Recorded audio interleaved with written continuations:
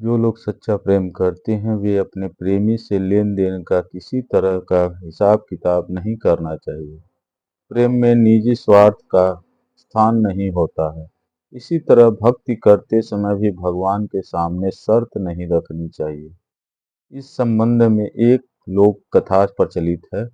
कथा के अनुसार पुराने समय में एक संत अपने शिष्यों के साथ गांव-गांव में घूमकर उपदेश देते थे और लोगों को बुरे कर्मों से बचने के लिए प्रेरित करते थे। इस दौरान वे एक गांव में पहुंचे। उस गांव में एक ग्वालिन दूध घी बेचती थी।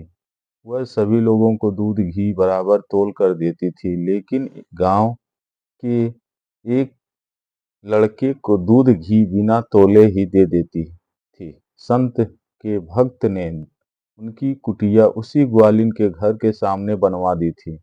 संत ने देखा कि ग्वालिन सभी को दूध घी बराबर तोलकर देती है, लेकिन एक लड़के को बिना हिसाब किताब के ही दूध घी दे देती है। संत को ये बात समझ नहीं आ रही थी कि वह लड़की ऐसा क्यों करती है। संत ने गांव के लोगों से ये बात पूछी तो मालूम हुआ कि वह ग्वालिन उस लड़के से प्रेम करती है और इसी वजह से वह उसे बिना नापे दूध देती है।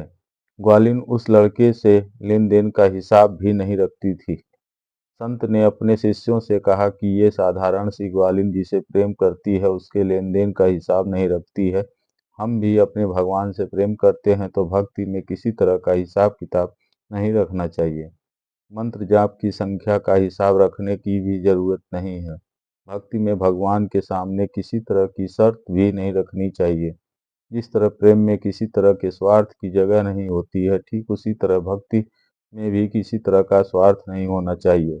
कथा की सीख इस कथा की सीख यह है कि जब लोग प्रेम में किसी भी प्रकार के लेन देन का हिसाब नहीं रखते हैं तो हमें भी भक्ति भी बिना किसी शर्त के करना चाहिए। भगवान के काम के लिए दिए गए दान का हिसाब नहीं रखना चाहिए। अगर इससे आपको कोई सीख मिली हो तो मेरे चैनल को लाइक और सब्सक्राइब जरूर कर लीजिएगा। धन्यवाद।